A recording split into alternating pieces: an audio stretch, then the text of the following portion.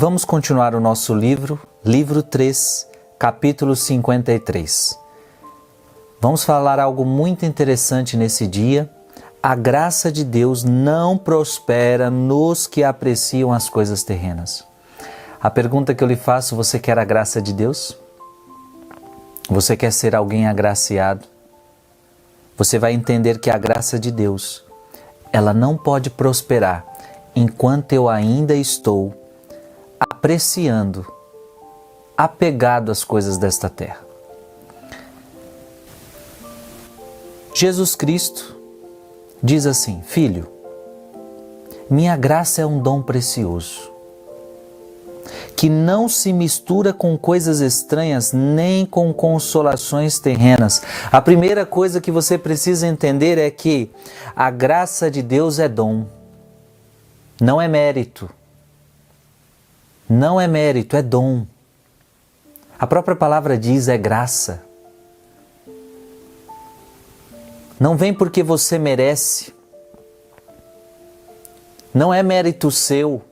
E veja, é dom precioso. E portanto é tão precioso que não pode se misturar com coisas estranhas.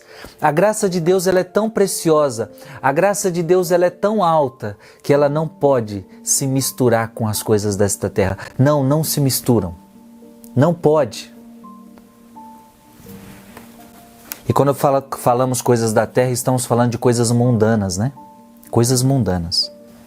Convém, pois, remover todos os obstáculos à graça.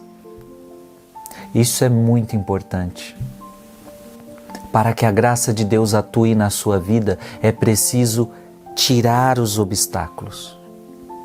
Remover os obstáculos. E como não dizer que o pior obstáculo, e aqui eu já dou de cara, o pior obstáculo à graça de Deus se chama pecado.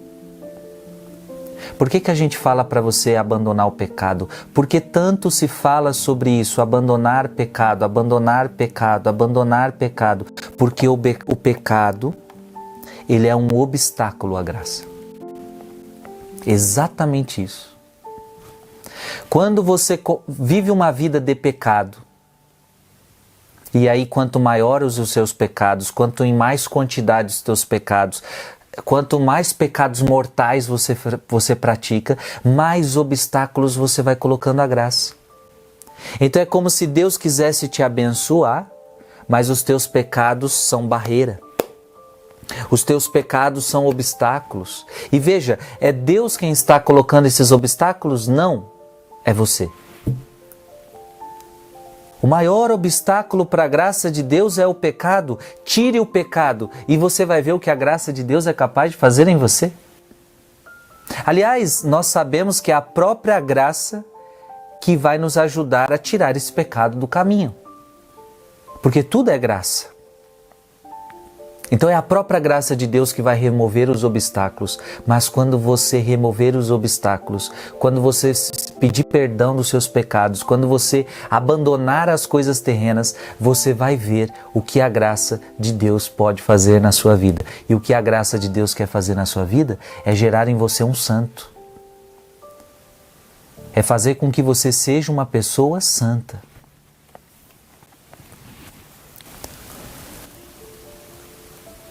Então convém remover todos os obstáculos à graça, se deseja receber a sua infusão. E para isso, olha que interessante, gosto do que estou lendo aqui. Procure retiro. Ame estar só consigo mesmo. É muito importante na vida espiritual fazermos retiros, aonde podemos estar sós conosco mesmo. Então deixa eu te falar uma coisa importante.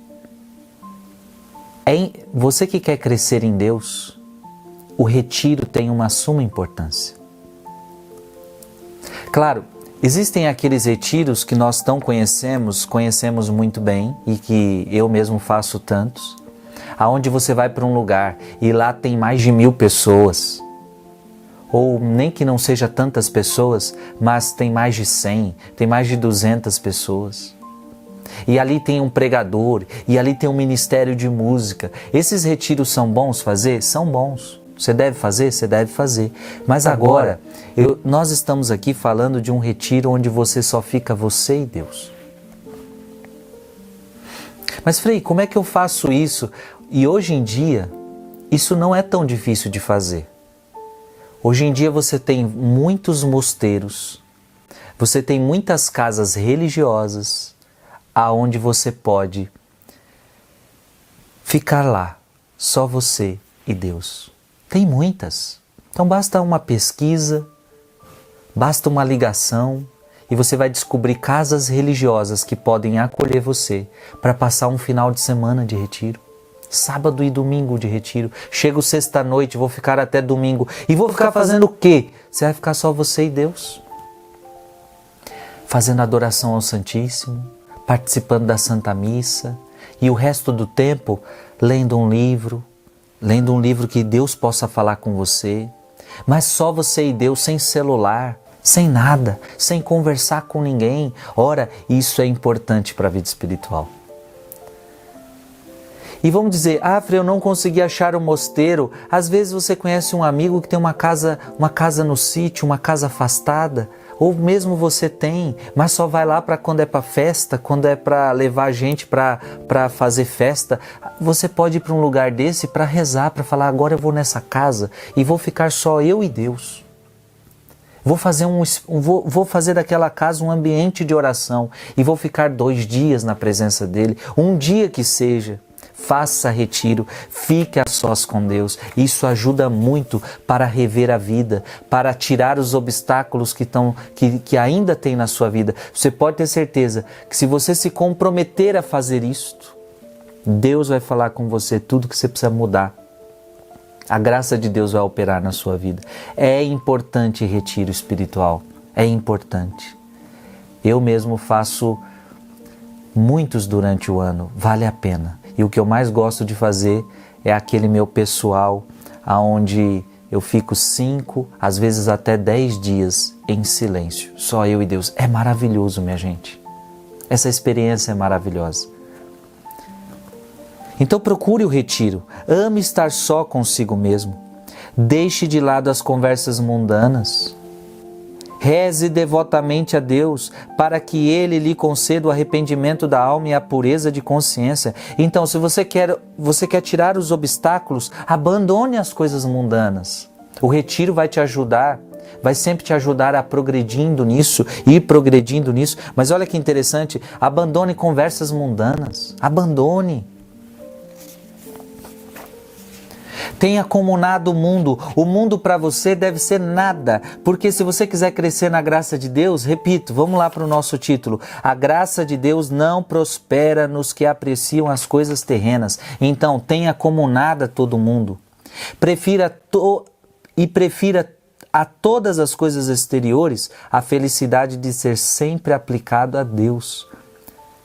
É impossível que se aplique a mim e ao mesmo tempo ao que é limitado e transitório. E aqui é Jesus falando. É impossível você se aplicar a mim e ao mesmo tempo se aplicar ao mundo. Você não pode ter 2 senhores. Ou você serve a mim ou você serve ao mundo. Por isso, a palavra de Deus vai dizer, aquele que é amigo de Deus é inimigo do mundo. E aquele que é amigo do mundo é inimigo de Deus. Isso está na palavra. O que acontece é que tem gente que quer ser amigo de Deus e quer ser amigo do mundo. Não dá. Não dá, porque são opostos, minha gente. Quer ser amigo de Deus? Logo você se tornou inimigo do mundo. Quer ser amigo do mundo? Logo você se tornou inimigo de Deus. É assim, está na palavra dele. Não tem jeito. É necessário que se afaste dos conhecidos e amigos e que seu espírito viva afastado de todo prazer temporal. Só para que você entenda aqui, é necessário que você se afaste de conhecidos e amigos. Esse livro foi muito escrito para religiosos, né? E para um religioso, ele tem que sim se afastar um pouco da sua família. Ele foi chamado a se consagrar a Deus. Então ele não pode ficar toda hora com família, ele não pode ficar toda hora com amigos. É claro que ele pode ter E é claro que ele vai falar com a família, mas não é toda hora. Ele tem que servir a Deus, ele consagrou sua vida para isso. Então é muito ruim quando o religioso fica com a família o tempo todo, com o amigo o tempo todo. Não. Então, entenda isso. Mas no seu caso, não se apegue a familiares, amigos, conhecidos. Não esteja apegado a eles, né? O bem-aventurado apóstolo Pedro roga a todos os fiéis cristãos que se considerem como estrangeiros e peregrinos no mundo. Ora, mas o que estou fazendo neste mundo? Eu sou um peregrino. Estou de passagem. E por isso não posso me apegar. Quanta confiança não sentirá na hora da morte o homem que não ama coisa alguma deste mundo? Ora, o homem que chegar no dia da sua morte e não amou este mundo, este terá muita confiança. Confiança do céu, confiança da eternidade. Agora, triste daquele que na hora da sua morte sabe que estava preso às coisas mundanas. Vai passar nele uma dor de consciência em falar: será que eu vou para o céu agora? Porque vivi minha vida apegada a coisas mundanas.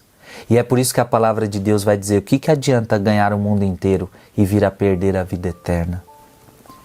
Ter o coração assim, desapegado de todas as coisas, eis o que a alma ainda enferma não compreende. Nem o homem carnal conhece a liberdade do homem espiritual. Ter a alma desapegada de tudo. Ter a alma desapegada de tudo. O homem carnal não entende, não conhece a liberdade do homem espiritual. Paulo vai dizer que há sempre uma briga entre o homem carnal e o homem espiritual dentro de nós, né? Se contudo quiserem iniciar verdadeiramente na vida espiritual, é preciso que renunciem aos estranhos e aos parentes e que de ninguém cuide mais do que de si mesmo. Mais uma vez, aquele mesmo contexto. Num livro escrito um pouco mais voltado para os religiosos, se vocês ficarem presos aos parentes, vocês precisam sair disso. Vocês querem viver vida espiritual, vocês não entraram no convento para viver vida espiritual, então abandona, sai disso. É preciso renunciar aos estranhos e aos parentes. Você não pode ficar só querendo estar com a família. Então entende, minha gente, isso aqui é num contexto religioso, tá? Num contexto religioso. Você não tem como sair da sua casa, renunciar ao teu filho, renunciar ao teu esposo. Não, não é isso que está querendo dizer para você. Repito, no que diz respeito a você, ame mais a Deus do que aos parentes. Ame mais a Deus do que aos seus amigos e a sua família. Porque diz a Bíblia, aquele que amar pai e mãe mais do que a mim não é digno de mim. Então, no que diz respeito a você, ame mais a Deus do que até mesmo que a sua família. Entendeu? Mas esse daqui vai voltar-se mais aos religiosos. E se tem religioso me escutando, ele está entendendo o que eu estou falando aqui. Se venceres a si mesmo, vencerá facilmente tudo mais. A maior de todas as vitórias é vencer-se cada um a si próprio. A maior vitória que tem é se você conseguir vencer a si mesmo. Gente, não tem coisa pior. Nem mesmo vencer o diabo é tão difícil quanto vencer-se a si mesmo. Diz São João da Cruz para nós, de todos os inimigos que temos. E João da Cruz fala que é 3, o mundo, o diabo e a nós mesmos. São João da Cruz vai dizer, o mundo é o mais fácil de a gente vencer. O diabo é o mais obscuro, mas não é impossível vencer. Agora nós mesmos, São João da Cruz vai dizer, este é o inimigo mais difícil que a gente tem. A maior das vitórias é vencer-se a si mesmo. Então, se você vencer a si mesmo... E o que é vencer a si mesmo? Vencer as suas más inclinações. Vencer os seus apetites errados. Aquilo que desagrada a Deus. Se você conseguir vencer isso, foi a sua maior vitória. Aquele, pois, que tem a sua alma sujeita, de modo que os sentidos obedeçam à razão, e a razão obedeça a mim em tudo, esse é verdadeiramente vencedor de si e senhor do mundo. Gente, isso aqui é fantástico. Então, qual deve ser o ideal? Olha, isso aqui é um ideal.